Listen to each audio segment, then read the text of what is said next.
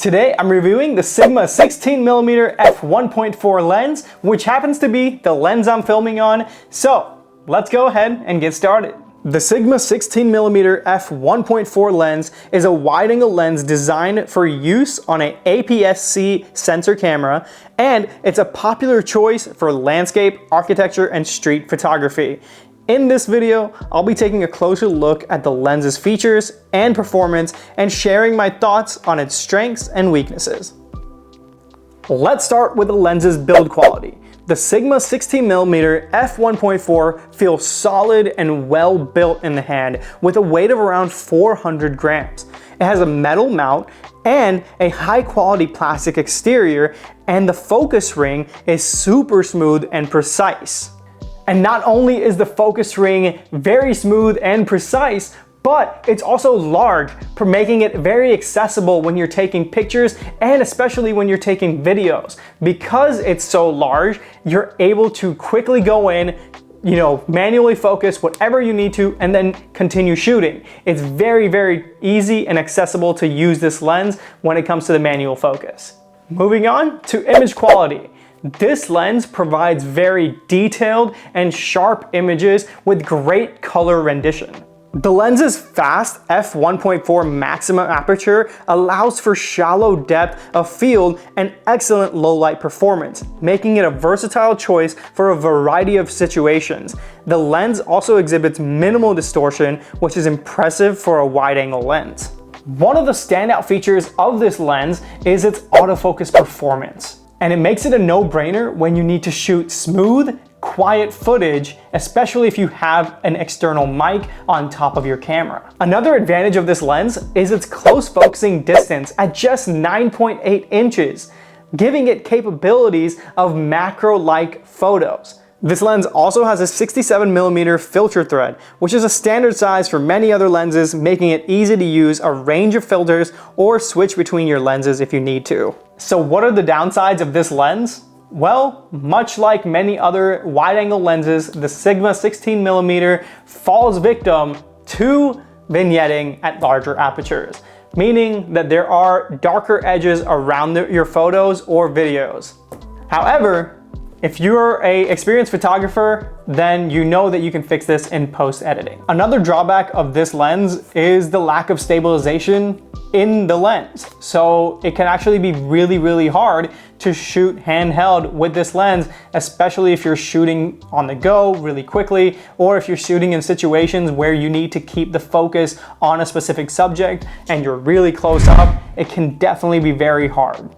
So the question I always get at the end is, what do you use this lens for? Well, the different things that I use my Sigma 16mm for is any kind of wide angle photography. So real estate photography is definitely a great use for this. Sometimes people like to go wider and they like to go with an 11mm or even, as low as possible. But for me, the 16mm does really, really well. I actually prefer it more than my 11mm. I also love to use the 16mm for close-up sports photography, fitness photography, any kind of video. Even like right here, I can't use my favorite lens, which is the Tamron 28-200 within this space to film video because it crops in too much and I don't have enough room. But the 16mm allows me this wide angle look, and I'm able to film this very easily without having to crop anything in, without having to take the camera super far back. I'm about, let's say, 3 feet away from the camera right now. So with it being 3 feet away, this is the angle you get. Just wonder what you get with a full room when you're shooting any kind of real estate or any kind of other photography.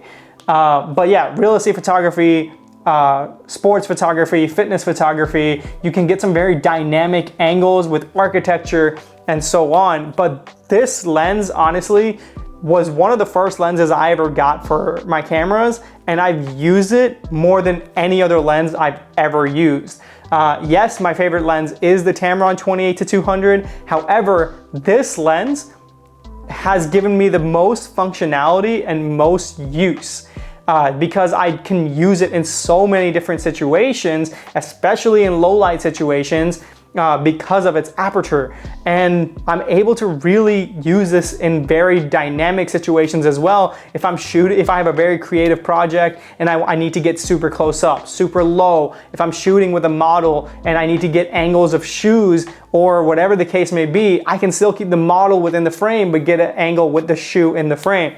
It's honestly one of the best lenses I've ever used in my life, and I definitely recommend it. And just to reiterate everything that I kind of went over and what I just said as well, I do recommend this lens. I highly recommend it for people that are shooting real estate, but I also recommend it for dynamic shooting and creative shooting. I think it's a great lens for really anything, and you can be very creative with it as well. So with its build quality, with the autofocus capabilities, and with just the general use you can get out of this lens, I personally think it's a no-brainer to get this lens, and it's a great tool to have at your disposal when you might need it most.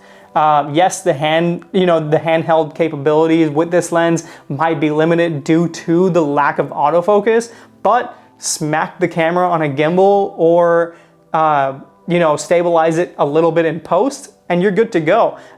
I tend to use a handle on my camera. So I have a small rig and then I have a small handle on the side. And if I'm on the go and I'm shooting video, it makes it super easy, and I can just stabilize what I need to in post editing. So honestly, it's not too much of a drawback for me, and I personally love this lens. All right guys, that's the review of the Sigma 16mm f1.4. If you want to see more of these videos, if you want to see more reviews, please let me know in the comments below what you'd like to see. If you need advice on photography, videography, or really any kind of tutorials, I'm happy to create them. So I really appreciate any comments and recommendations. Please go follow me on Instagram at The Decide Lifestyle and my photography page, TDL Film Studios. Outside of that, I really appreciate you guys watching it. If you made it to the end, you're a real one. Make sure to like, subscribe, all the YouTube stuff, and I'll see you next time.